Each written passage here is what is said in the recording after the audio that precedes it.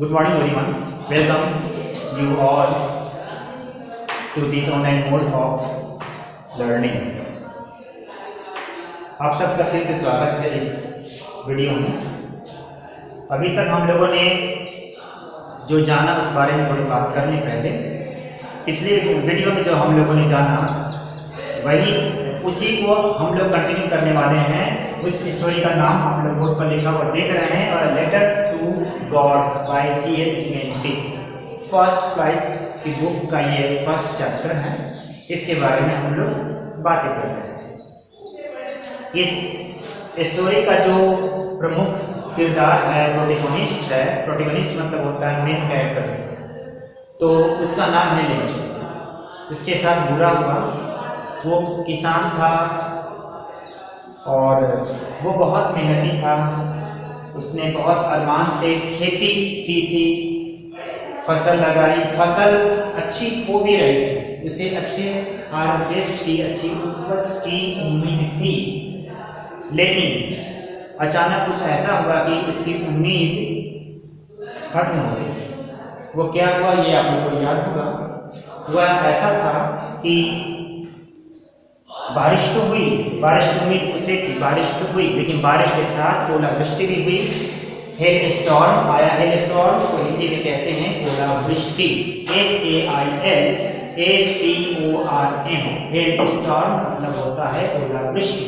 तो ओलावृष्टि भी हुई बारिश के साथ। उस ओलावृष्टि ने उसके खेत को बिल्कुल नष्ट कर दिया। सारी फसल नष्ट हो गई, सारी फसल नष्ट हो गई।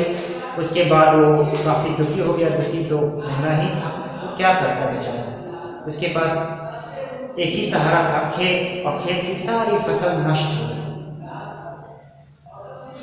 नष्ट होने के बाद उसे ऐसा महसूस हो रहा था कि अगर कुछ और घटना घटी होती, जैसे कि आप लोगों ने सुना होगा टिड्डी, इंग्लिश में कहते हैं लोकस्ट, LOCUST, लोकस्ट।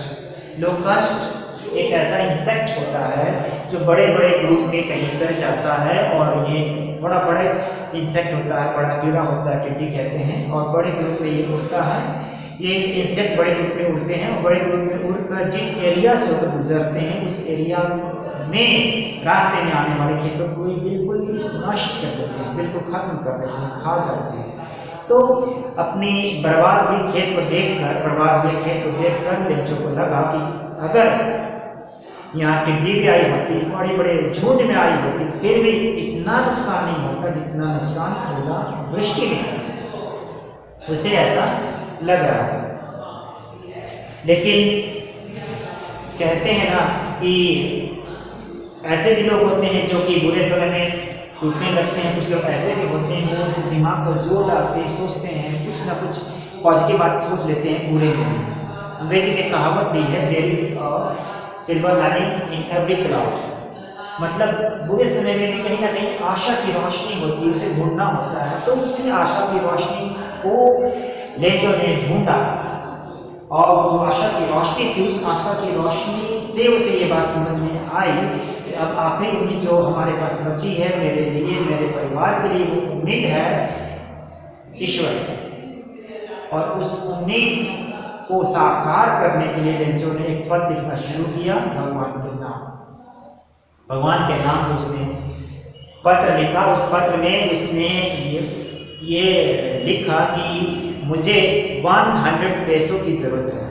100 पैसों इसलिए ताकि वो बुआई कर सके, दोबारा से खेत में फसल लगा सके, और जब तक फसल बड़ी नहीं हो जाए और कटाई का समय में आ जाए, फसल तैयार ना हो जाए, तब तक उसका परिवार जीवित रह सके। इन दोनों खर्चों के लिए उसने 100 पैसों की डिमांड की, उसने मांग की ईश्वर से। उसने पत्र लिखकर वो पोस्ट ऑफिस में गया, शहर में जो पोस्ट ऑफिस था वहाँ गया।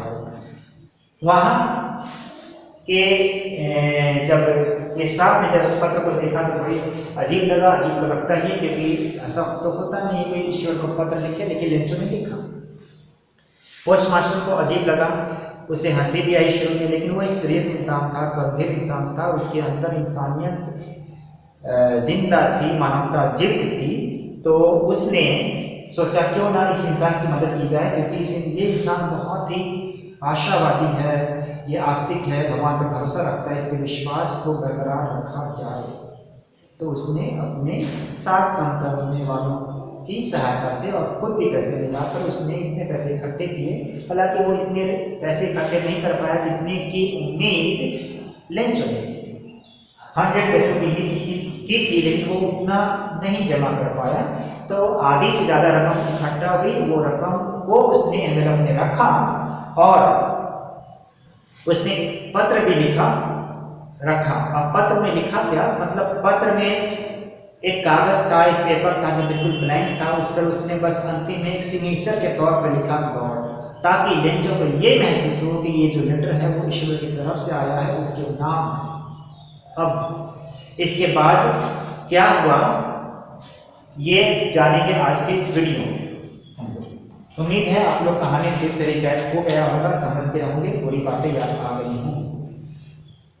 The following Sunday, Lencho came a bit earlier than usual to ask if there was a letter for him. It was the postman himself who handed the letter to him, while the postmaster, experiencing the contentment of a man who has performed a good deed, looked on from his office. अगले Sunday को Lencho है थोड़ा पहले आया post office, ये मालूम करने के लिए, ये देखने के लिए कि उसके नाम पर आया है या नहीं ईश्वर के नाम से। पोस्टमैन, जो पोस्टमैन जिसकी चर्चा हम लोगों ने लास्ट वीडियो में की थी, जिसके बारे में बात हुई थी, उस पोस्टमैन ने खुद ही उस पत्र को लेंचो को दिया। और पोस्ट मास्टर चुपके से वो देखने लगा कि लेंचो पत्र को खोलता है, उसे क्या महसूस होता है, वो देखना चाहता था। असल में उसके चेहरे पर एक संतोष था, संतोष की भावना थी। वो इसलिए कि क्योंकि उससे लगा चलो आज मैंने जीवन में एक अच्छा काम किया है, अच्छे काम को करने की खुशी थी उसके चेहरे पर। उस खुशी के भाव को लेकर पोस्ट मास्टर देखने लगा थोड़ी दूरी से Lencho. Lencho showed not the slightest in surprise on seeing the money. Such was his confidence, but he became angry when he counted the money. Lencho जो ऐसा व्यक्ति था, जब उसे पत्र मिला उसे थोड़ा भी आश्चर्य नहीं हुआ। आश्चर्य नहीं हुआ क्योंकि उसे इतना ज्यादा भरोसा था, इतना ज्यादा भरोसा था भगवान को, उसे आश्चर्य हुआ ही नहीं, बल्कि उसे गुस्सा आ गया जब उसने पैसे गिने। God could not have made a mistake, nor could he have denied Lencho what he had requested. भगवान ऐसी गलती कर ही नहीं सकते। ना भगवान लेंचो के रिक्वेस्ट को ठुकरा सकते हैं जो उसने रिक्वेस्ट किया था। Immediately, Lencho went up to the window to ask for paper and ink.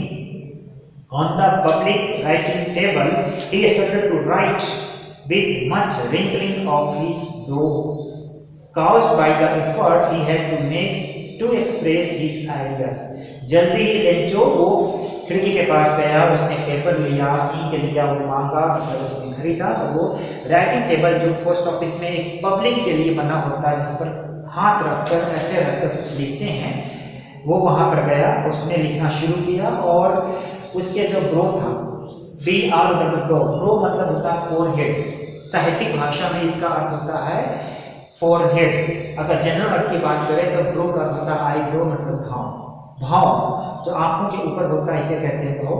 लेकिन ये है ब्रो मतलब फोरहेड, साहित्यिक भाषा में कहा जाए तो। जब वो लिख रहा था तो उसके अंदर जो विचार आ रहे थे, उन विचारों की वजह से उसके ललाट पर जो रेखाएं बन रही थी, बिगड़ रही थी, रेखाओं में कुछ परिवर्तन हो रहा था। जब इंसान गुस्से में होता है, खुश होता है, तो यहाँ कुछ रेखाएं बनने लगती हैं।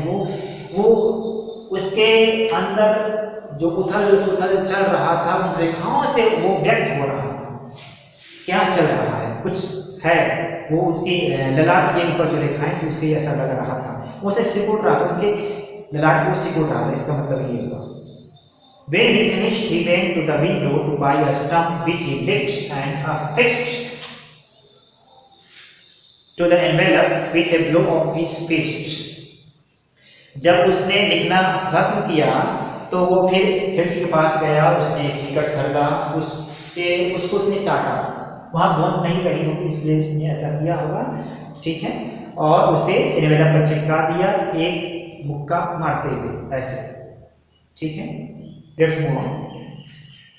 The moment the letter fell into the mailbox, the postmaster went to open it. It said, जैसे ही लेटर को लेंचो ने मेल बॉक्स में मतलब लेटर बॉक्स में गिराया, पोस्टमास्टर को खुद गया, क्योंकि वो तो बहुत एक्साइटेड था। वो गया और उसने खोला, उस पत्र में लिखा था क्या, वो अब बदलाने जा रहा हूं मैं। God of the money that I asked for only 70 pesos reached me. Send me the rest since I need it very much. But don't send it to me through the mail because the post office employees are a bunch of those danger. भगवान, जो रुपए मैंने आपसे मांगे थे उसमें से केवल 70 पैसे मेरे पास पहुंचे, मुझे बाकी भी भेज दीजिए, मुझे इसकी सख्त जरूरत है।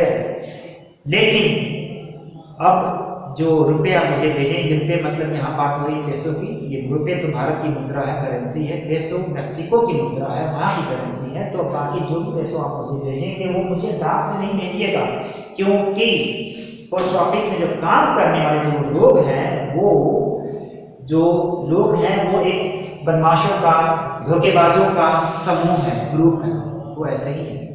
नीचे लिखा उसने अपना नाम लेंचो। कुछ अजीब लग रहा है ना। लेंचो ने उम्मीद जो कि उसे पैसे मिले, लेकिन हाँ कम मिले। लेंचो तो को ये खबर भी नहीं थी कि हेल्प किसने की, वो इतना दुनियादारी से बेखबर था, ईश्वर में डूबा था। उसे तो लगा कि ईश्वर ने वो रकम भेजी और बीच में कुछ लोगों ने गड़बड़ कर। तो इस कहानी के अंत के बाद तो आप कुछ समझ रहे होंगे, लेकिन ये तो नहीं समझ रहे ना कि अगर आपके जीवन में भी कुछ प्रॉब्लम आए तो आप लेटर लिखना शुरू कर दे भगवान को। ये इस कहानी से नहीं सीखना है, सीखना जो है वो अलग बात है। वो सीखना ये है, सीखने वाली बात कि हमें उम्मीद को कायम रखना चाहिए। आशा है तो सब कुछ। If we have hope we can do come back in our life at any moment. ये मैसेज ले सकते हैं, ये आप समझ सकते हैं। और ये कहीं मैंने पढ़ा भी था कि if God closes one door he opens another for us. अगर ईश्वर हमारे लिए एक दरवाजा बंद करता है तो वो दूसरे दरवाजा खोल देता है। बस जरूरत होती है हमें उस दरवाजे को ढूंढने की, समझने की, अपनी जो उम्मीद को कायम रखते हुए, आशावादी बने रहते हुए, उस बंद दरवाजा हो चुका है उसके लोग उसको लेकर अफसोस ना करें और दूसरे दरवाजा को ईश्वर ने खोल रखा है उसकी तलाश करें, उसे ढूंढने, जाने, उम्मीद को कायम रखते हुए। यही सीख चाहे तो आप इस कहानी से ले सकते हैं। यही मैसेज है इस स्टोरी का।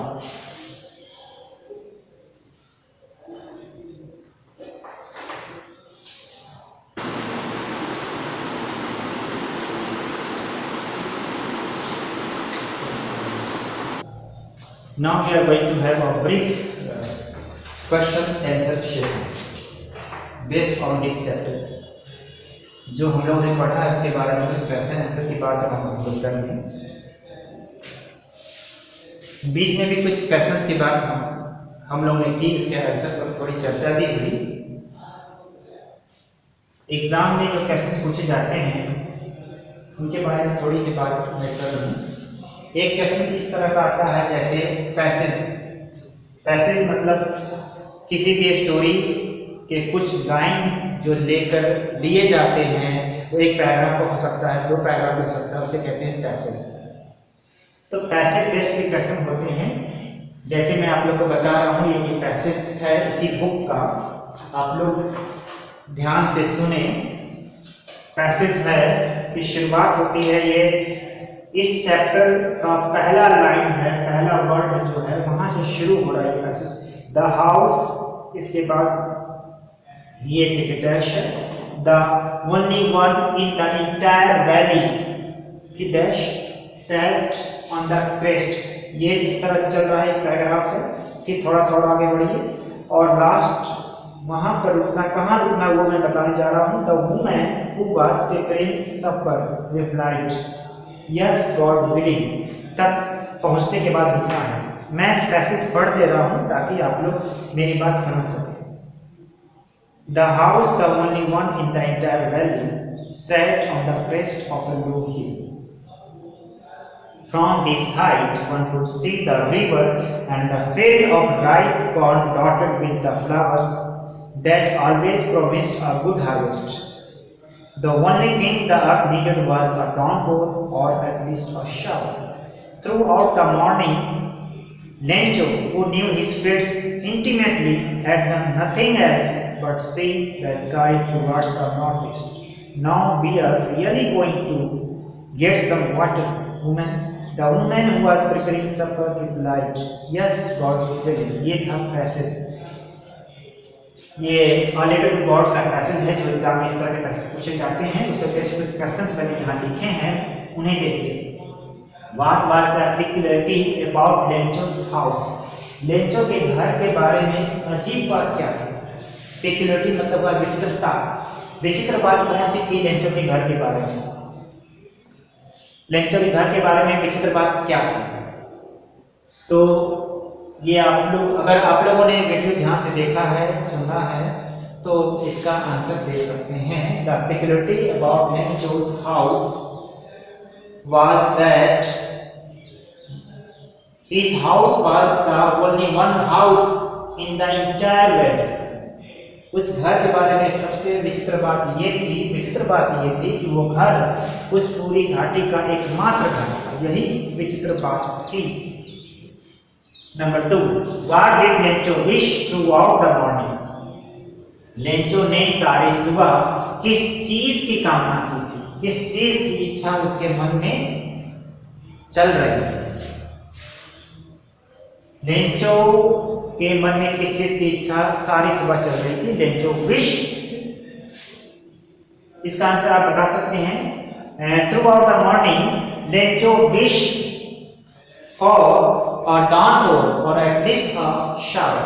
सारी सुबह लेंचो ने तेज बारिश या कम से कम हल्की बारिश हो, ऐसी कामना सारी सुबह लेंचो करता रहा। ठीक है, let's move on. What does the word intimately in the passage mean?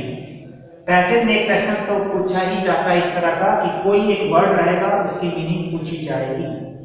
ठीक है, इंटीमेटली, INTIMATELY, इंटीमेटली जो इस पैसेज में वर्ड आया है उसका क्या अर्थ है? तो दिस वर्ड मीन्स क्लोजली। इस वर्ड का अर्थ है क्लोजली, मतलब बहुत अच्छे तरीके से, बहुत निकटता से, बहुत नजदीकी से। लेंचो अपने खेतों को बहुत नजदीकी से, बहुत अच्छे ढंग से जानता था। उसी के संदर्भ में इस वर्ड का इस्तेमाल किया गया है। नेक्स्ट क्वेश्चन है, did the letter reach God? Why did the post master send a reply to Lencho? क्या पत्र भगवान के पास पहुंचा? और आगे है, क्यों पोस्ट मास्टर ने लेंचो को जवाब भेजा? तो ये आप लोग को याद होगा कि लेटर भगवान के पास पहुंचा ही नहीं। The letter did not reach God. Letter भगवान के पास नहीं पहुंचे। व्हाई डिड, हाँ, ये पोस्ट मास्टर ने लेंचो को क्यों जवाब दिया?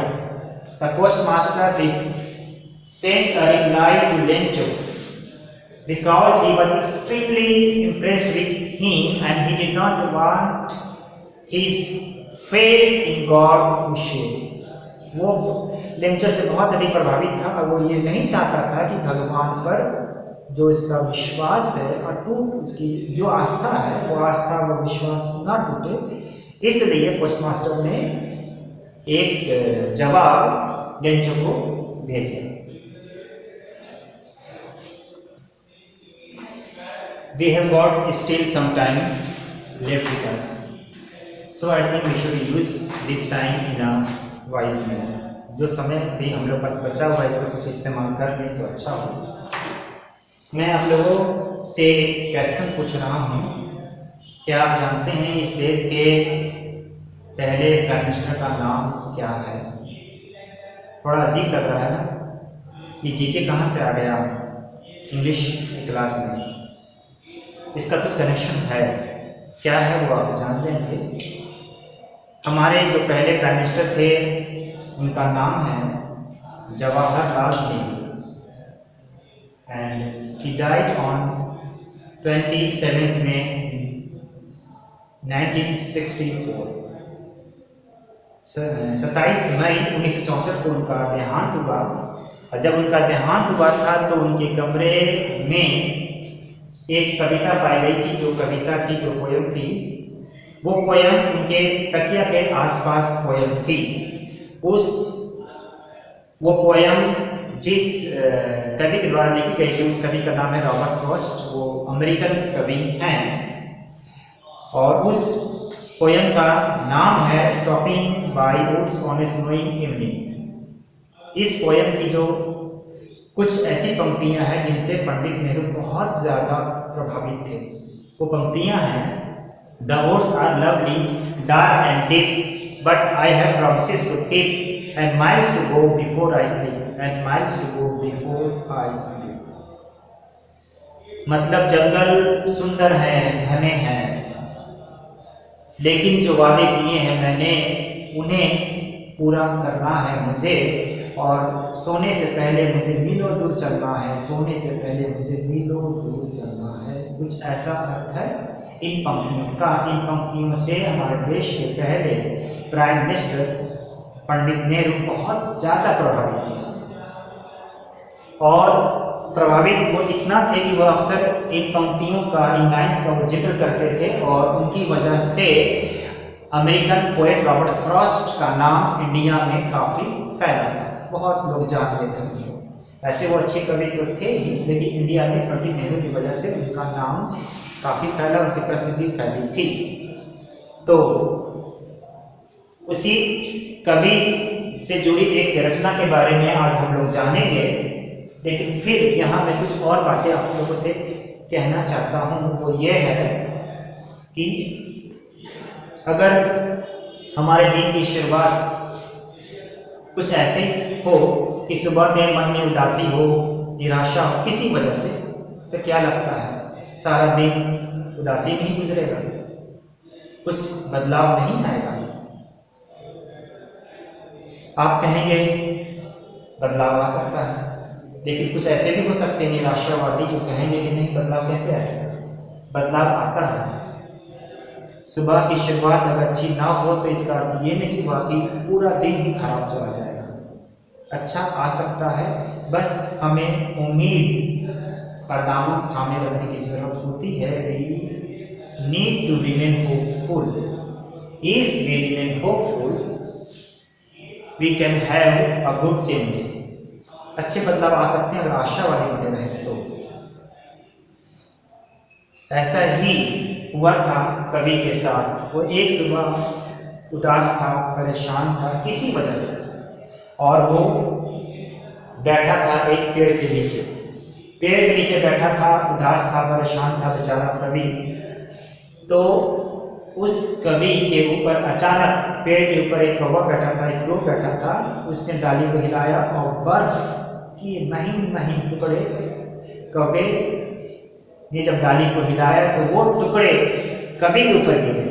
और कवि का हिलाना डाली को और उसका गिरना, इन चीज़ों से कवि इतना ज़्यादा प्रभावित हो गया कि उसके मन में जो उदासी का जो उदासी चल रही थी, उदासी का माहौल बना हुआ था उसके मन के अंदर, वो उदासी गायब हो गई। कुछ क्षण में ही उसका मन बदल गया और उसे अच्छा लगने लगा। जो सुबह से समय वो उदासी में गुजार रहा था, परेशान था किसी वजह से, उसके मन में खुशी आ गई और वो बाकी उसको लगा चलो इतना समय जो भी किसी वजह से चला गया, लेकिन बाकी समय तो मेरा बच गया है, और वो खुश हो गया।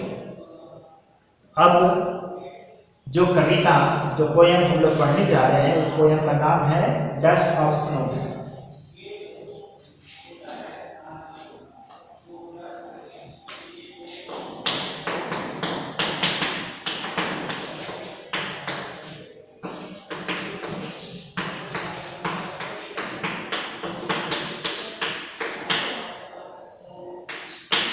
Dust of snow. अभी जो आप लोगों ने सुना वो एक भूमिका थी, पृष्ठभूमि थी इसी कविता के बारे में। उतना सुनने के बाद मुझे ये लगता है कि मेरी बात सुनने में आप लोगों को थोड़ा मन लगेगा और पोयम को थोड़े बेहतर तरीके से समझ पाएंगे। स्नो का अर्थ होता है बर्फ।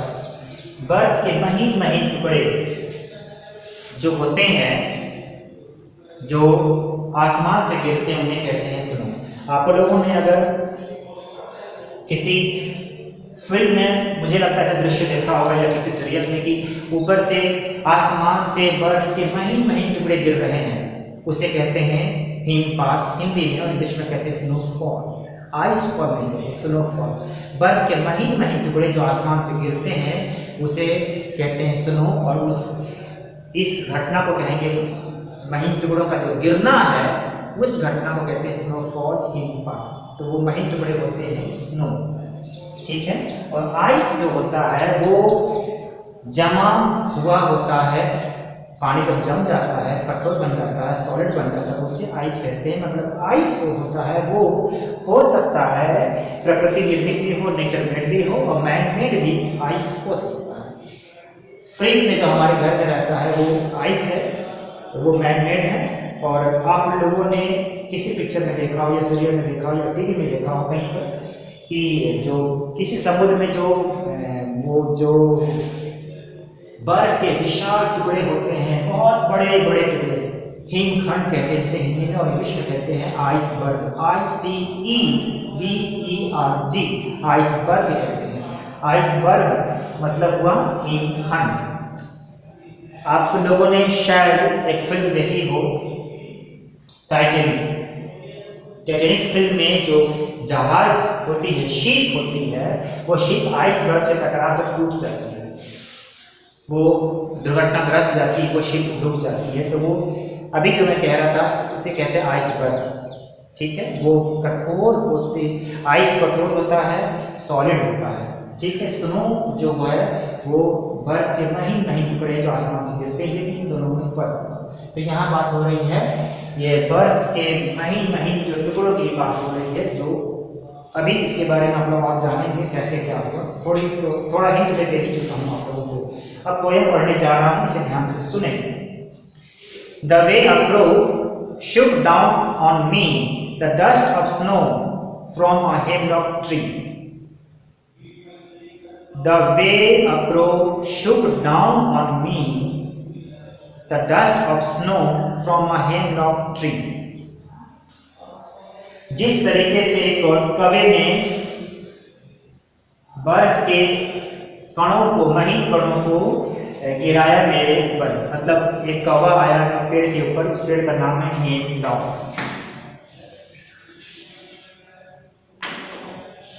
हेमलॉक एक होता है, इट्स अ पॉइजनस ट्री। ये जहरीला ट्री होता है with A small white flowers. Hemlock एक ऐसा पेड़ होता है, जहरीला पेड़ होता है, जिस पर जो फूल होते हैं वो सफेद होते हैं और छोटे होते हैं। एक जहरीला पेड़ होता है। तो इसी जहरीले पेड़ के ऊपर एक कौवा बैठा था और पेड़ के नीचे कवि बैठा था। तो कौवा कहीं से आया, वो बैठा वहां, उसने डाली को हिलाया और वहां, चूंकि ये जो कविता है इसकी जो पृष्ठभूमि है, बैकग्राउंड है, वो विदेश की है, अमेरिकन पोएट है, बात अमेरिका की हो रही है, तो वहाँ हिमपात होना ये एक आम बात है। तो आम बात है, तो वहाँ पर उस तरह से जब कवि ने हिलाया तो वो बर्फ के जो महीन महीन टुकड़े थे वो गिर पड़े हेमलॉक ट्री से कवि के ऊपर। Has given my heart a change of mood and saved some part of a day I had food. और फिर से मैं लाइन बोल रहा हूँ, Has given my heart a change of mood and saved some part of a day I had food.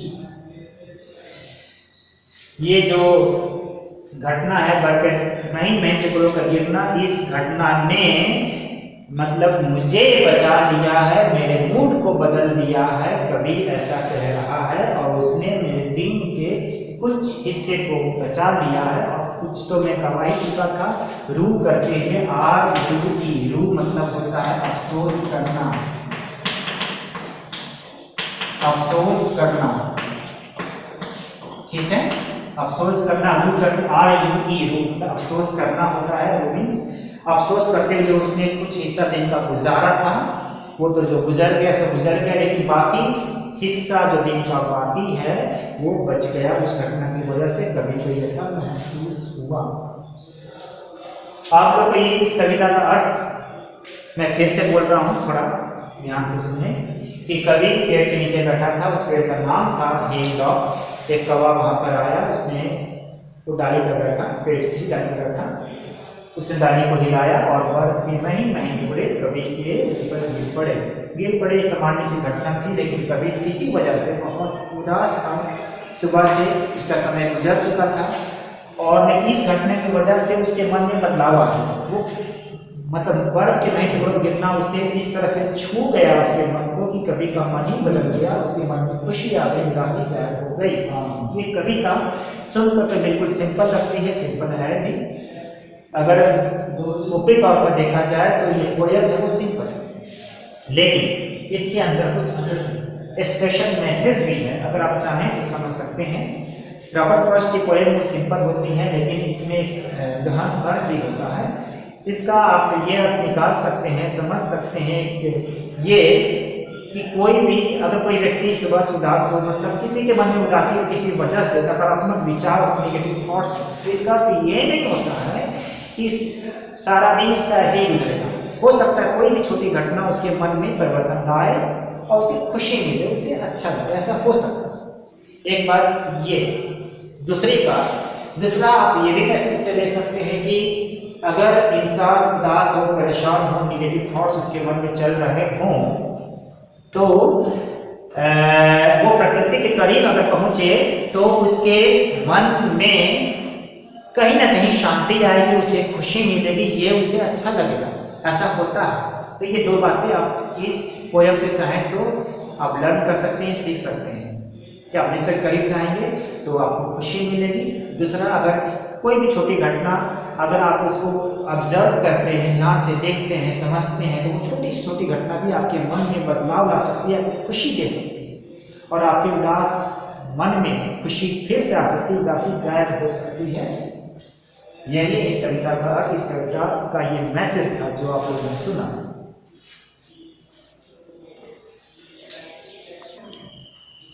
अभी हम लोगों ने डस्ट ऑफ स्नो जो पोयम है रॉबर्ट फ्रॉस्ट की लिखी हुई, उसके बारे में बात की, उस पर चर्चा हुई।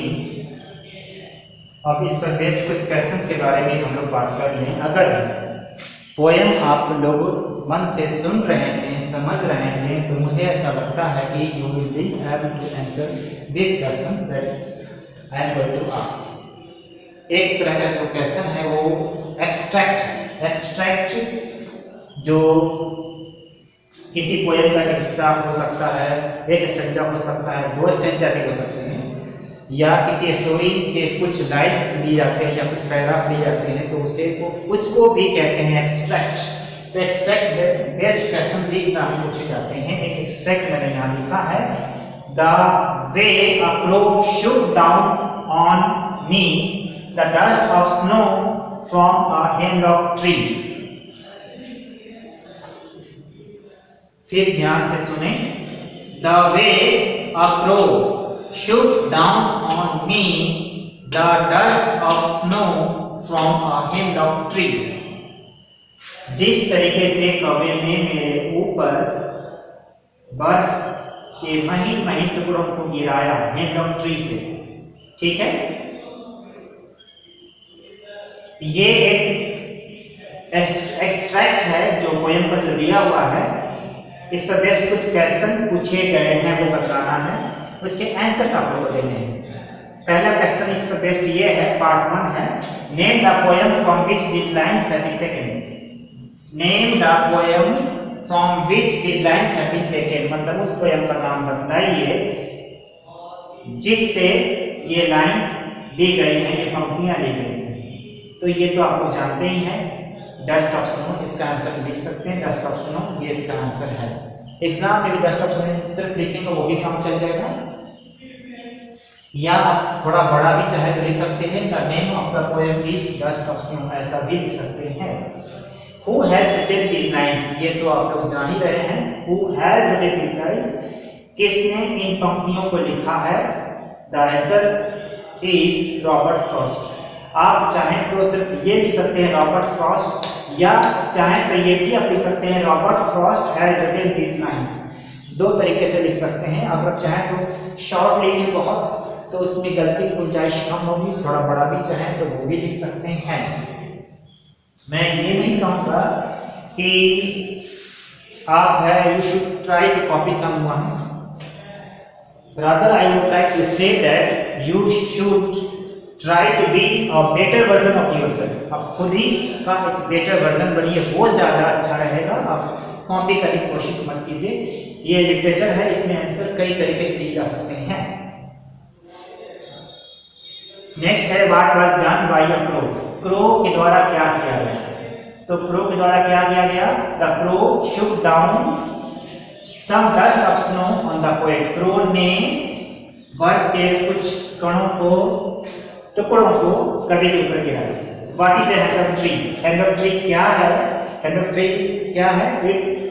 It's poisonous tree with small white flowers. ये एक ऐसा पेड़ है जिसके जो फूल होते हैं छोटे होते हैं, सफेद होते हैं।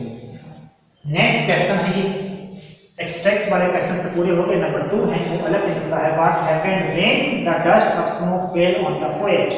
जब बर्फ के महीन टुकड़े पोएट के ऊपर गिरे तो क्या हुआ? When the dust of snow fell on the poet, his sad mood changed into a joyful mood. इसका उदासी भरा मूड खुशी भरे मूड में बदल गया। ये इसका आंसर है। आप हमेशा मैं ये फिर कहूँगा कि ऐसा जो मैं बोल रहा हूँ या कहीं सुनते हैं पढ़ते हैं, तो ये जरूरी नहीं कि आप बिल्कुल कॉपी करें। आप बेहतर तरीके से सोच सकते हैं, किसी और तरीके से जवाब दे सकते हैं। You should try to be a better version of yourself. You should try to write answers in your own way. तो अभी जो आप लोगों ने देखा, ये पोयम आप लोगों ने पढ़ा, अ लेटर टू गॉड का जो बाकी हिस्सा था वो भी आपने जाना, और डस्ट ऑफ स्नो के बारे में बात हुई। ये पोयम क्या है, इसमें क्या कहा गया है, क्वेश्चन आंसर के बारे में भी आप लोगों को बतलाया मैंने। उम्मीद लगता है आप लोगों ने एंजॉय किया होगा, समझा होगा। तो फिर मिलेंगे नेक्स्ट वीडियो में जल्दी ही। Till then I wish you a happy experience of learning. Thank you. हमारे पास अभी कुछ समय है, मैं ये चाहता हूँ इसका इस्तेमाल कर लिया जाए। क्या आप लोगों ने सोचा है ये दुनिया जो इतनी सुंदर है, अच्छी है, कब तक ऐसी रहेगी? क्या कभी इसका अंत होगा? मेरी बात थोड़ी अलग तरह की लग रही होगी, फिर असलीलत बात है, लेकिन ये एक ऐसा प्रश्न है जिस बारे में सोचना चाहिए, सोच सकते हैं। और जो कवि होते हैं वो तो इस तरह की बातें सोचा ही करते हैं। दुनिया का अंत होगा, कब होगा, कैसे होगा?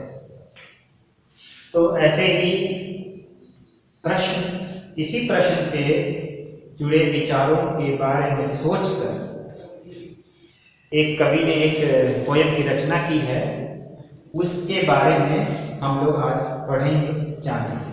पोयम का नाम है fire and ice. Fire and ice, written by Robert Frost. Robert Frost की ये पोयम है fire and ice. Robert Frost के बारे में आप लोग जान चुके हैं, मैंने बताया भी है आप लोगों को कि रॉबर्ट फ्रॉस्ट अमेरिकन पोएट हैं। उनका काफ़ी नाम हुआ था। पंडित नेहरू को उनकी कविताओं से काफ़ी लगाव था, उनकी वजह से भारत में उनको प्रसिद्धि दी थी। तो उन्हीं की ये पोएम है फायर एंड आइस, आग और बर्फ। ठीक है, right, let's move on. Some say the world will end in fire, some say in ice. कुछ लोग कहते हैं दुनिया का अंत होगा आग से, कुछ लोग कहते हैं दुनिया का अंत होगा बर्फ से। From what I have tasted of desire, I hold with those who favor fire. From what I have tasted of desire, I hold with those who favor fire. मैंने कभी ये आगे बोल रहा है कि जो कुछ मैंने जाना है इच्छाओं के बारे में, उससे ये बात समझ में आती है कि लोग ये कहते हैं कि आग से दुनिया का विनाश हो जाएगा, दुनिया खत्म हो जाएगी, वो सही बोलते हैं। लेकिन कभी ऐसा क्यों कह रहा है, ये सोचने की बात है। इच्छाएं जो होती हैं वो अनंत होती हैं। इच्छा जो होती है वो एक ऐसी आग की तरह होती जो कभी बुझती ही नहीं। एक इच्छा आपकी पूरी होगी, मेरी पूरी होगी, किसी की पूरी होगी, वो कोई भी इंसान भी दूसरी इच्छा के बारे में सोचना शुरू कर देगा। इच्छा कभी समाप्त होती नहीं, वो तो आग जैसी होती है। इस वजह से ये जो है फायर की तुलना यहाँ डिजायर से की गई है, और इसी वजह से कभी ऐसा कह रहा है, कोई ऐसा कह रहा है कि जो लोग ये मानते हैं कि फायर से दुनिया का अंत होगा, मैं उनका समर्थन करता हूँ, मैं सपोर्ट करता हूँ, मैं कहता हूँ कि वो जो कह रहे हैं वो सही है। क्योंकि डिजायर जो है वो तो फायर की तरह है, इच्छा जो है वो तो आग की तरह है, कभी खत्म नहीं होती, कभी बुझती नहीं, समाप्त नहीं। नेक्स्ट स्टेंजा है, but if it had to perish twice, I think I know enough of hate to say that for destruction ice is also great and would suffice. यहाँ वर्ड है कुछ, इन्हें आप जान लें। पेरिश, पेरिश का अर्थ यहाँ अर्थ है खत्म होना या मर जाना, टू गेट डिस्ट्रॉयड, विनाश हो जाना।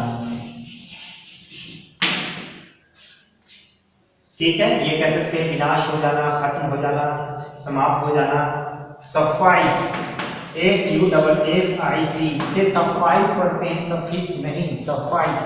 SUFFICE सफाइस पढ़ते हैं। इसका अर्थ होता है, इसका अर्थ कहेंगे टू बी सफिशिएंट,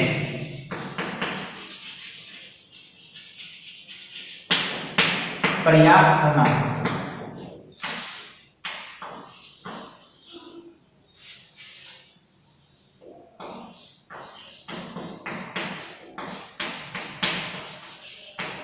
पर्याप्त होना, काफी होना। पेरिश मतलब नष्ट होना, समाप्त होना।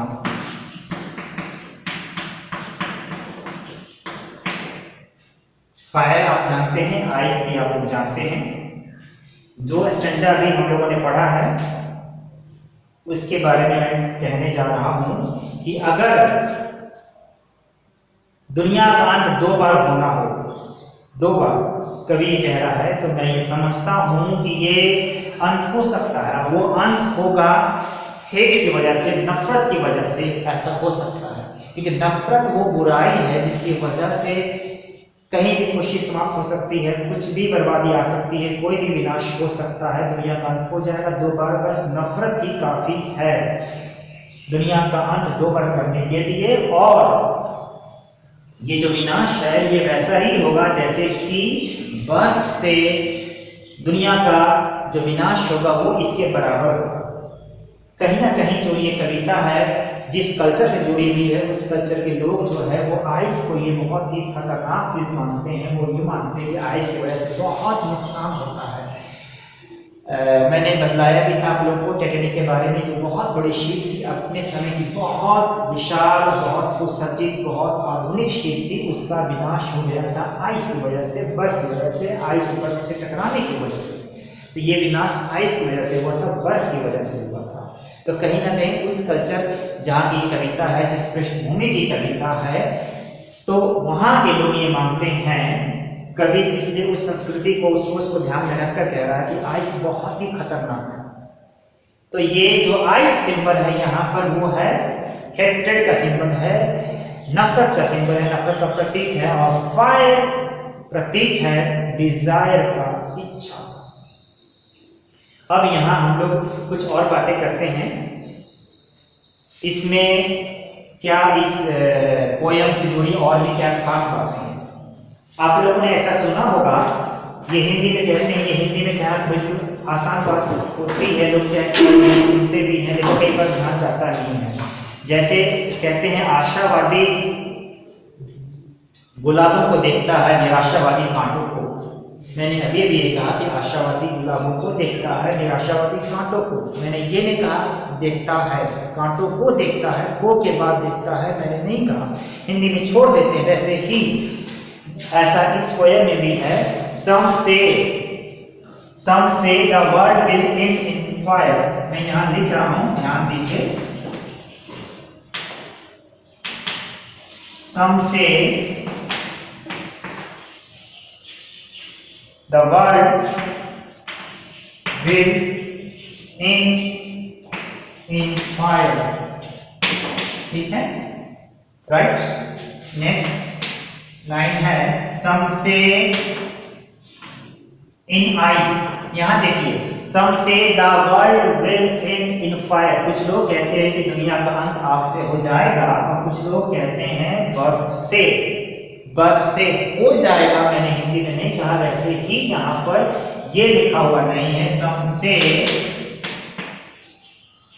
the world will end in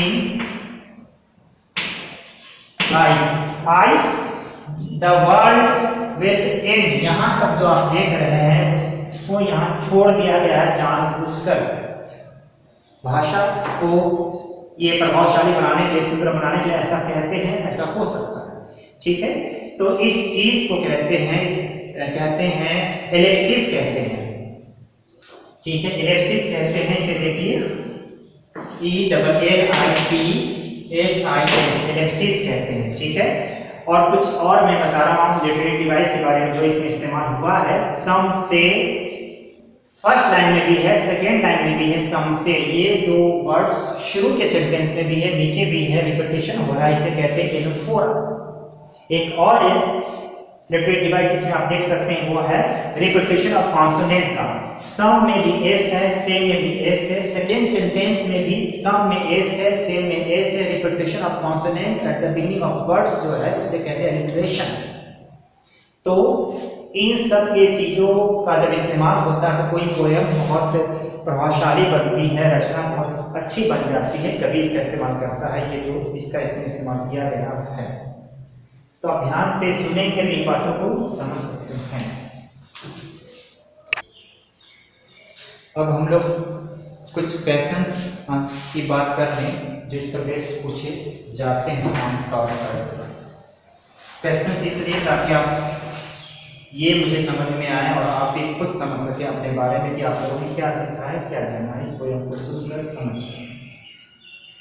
इससे जुड़ा एक क्वेश्चन ये है, जो एक्सट्रैक्ट बेस्ड क्वेश्चन होता है, मतलब इस किसी पोयम के कुछ लाइन्स ली जाते हैं, उस पर बेस्ड क्वेश्चन पूछे जाते हैं। तो ये कुछ लाइन्स हैं जो इस पोयम से लिए गए हैं। But if it had to perish twice, I think I know enough of it to say that for destruction ice is also great and would suffice। इस पर बेस्ट क्वेश्चन है इसका part 1। Name the poem from which this lines have been taken. उस poem का नाम बताएं जिससे ये लाइन्स दिए गए हैं, ये पंक्तियां दी गई हैं। बहुत ही इजी आंसर है, the answer is fire and ice. Second, who has written these lines, किसने इन पंक्तियों को लिखा है? Robert Frost has written these lines. ठीक है, right. Number 3, what is it? It matter comma के अंदर है इन द फर्स्ट लाइन, मतलब इट जो प्रोनाउन का इस्तेमाल यहाँ किया गया है वो किसके लिए किया गया है? What if it stands for the world. It का इस्तेमाल यहाँ संसार के लिए किया गया है और वर्ल्ड के लिए किया गया है। उसी की बात हो रही है कि अगर एक से दो बार नष्ट होना हो, खत्म होना हो, तो इट का इस्तेमाल किया गया है संसार के लिए। नंबर 4 इसका है how is ice sufficient for destruction. कैसे आइस जो है वो विनाश के लिए पर्याप्त है।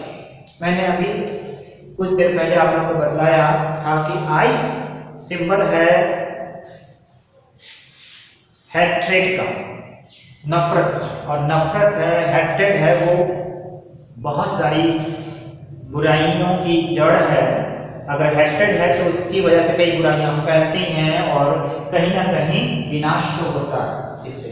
तो आइस सिंबल है हैट्रेड का, इसलिए आइस जो है वह हैट्रेड की तरह दुनिया को नष्ट कर सकता है। तो we can say that ice is a symbol of hatred and like hatred ice can destroy the entire world. So we can say that ice is sufficient for destruction. इसलिए हम लोग ये कह सकते हैं कि जो आइस है वो विनाश के लिए पर्याप्त है। अभी आप लोगों ने कुछ क्वेश्चन के आंसर के बारे में जाना, इसकी चर्चा हमने अभी की है। इस पोयम से जुड़ी एक बात मैं और बताना चाहता हूं, आप लोगों को ध्यान से सुने।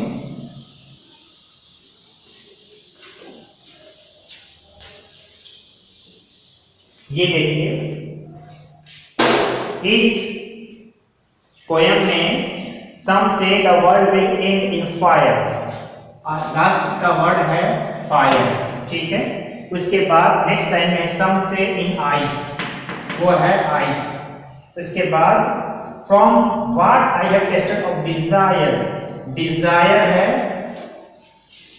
नेक्स्ट सेंटेंस का last word.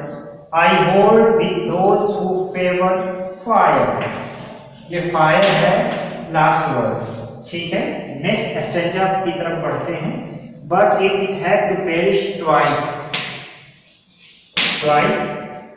I think I know enough of hate to say that for destruction ice is also great